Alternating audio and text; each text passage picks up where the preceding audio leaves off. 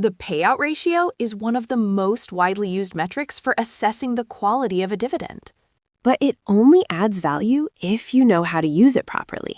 In this video, we'll show you how it's calculated, what really matters when you analyze it, and where the payout ratio can be misleading. If you're an investor who relies on dividends for income, it all boils down to one question. You look at that payment hitting your account, and you have to ask, is this real? And more importantly, can it last? There's a tool that helps cut through the noise, and it's called the payout ratio. Its logic is simple. Over time, no company can pay out more money than it actually earns. It sounds obvious, but you'd be surprised how often that simple rule gets broken. So what is this ratio? It just compares the cash a company gives back to you, the shareholder, with the profit it generates. The math is easy. You take the dividend per share and divide it by earnings per share. If you get a result of 0.5, that's a 50% payout ratio.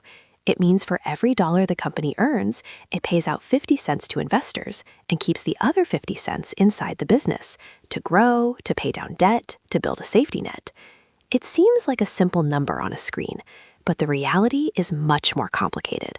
Here's where it gets interesting. When does this simple number become a giant red flag? When it goes above 100%. A payout ratio of, say, 110% should stop you in your tracks.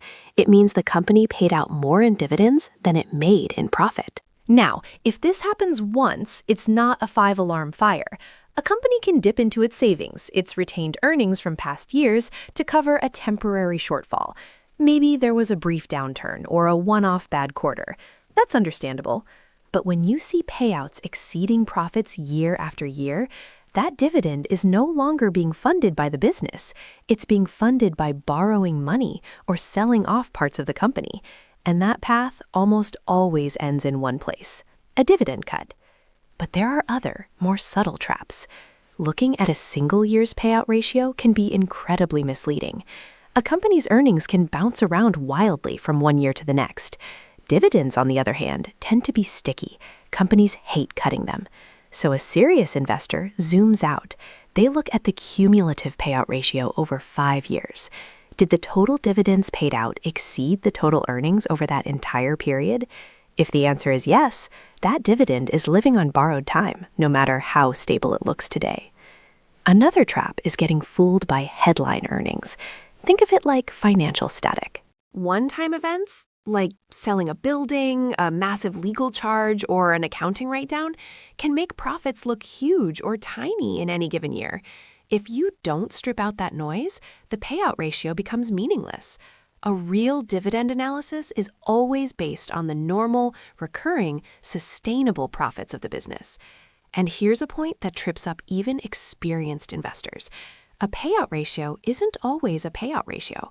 You have to ask, what's behind the number? For certain industries, the traditional formula just doesn't work.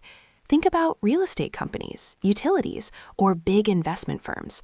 Their reported profits can be distorted by things like heavy depreciation or revaluations of their assets, things that are on paper but don't affect their actual cash. So these businesses will often measure their payout using different metrics, like funds from operations or EBITDA. The percentage might look the same, but the engine driving it is completely different. So, the payout ratio is one of your most powerful tools, but only if you know how to use it right. The smart approach is to focus on the trend over several years, not just one, to insist on using adjusted, sustainable earnings, not accounting noise, and to always question the definition behind the number you're seeing. Because in the end, the goal isn't finding the biggest dividend you can get today. It's finding the dividend that's still going to be there tomorrow.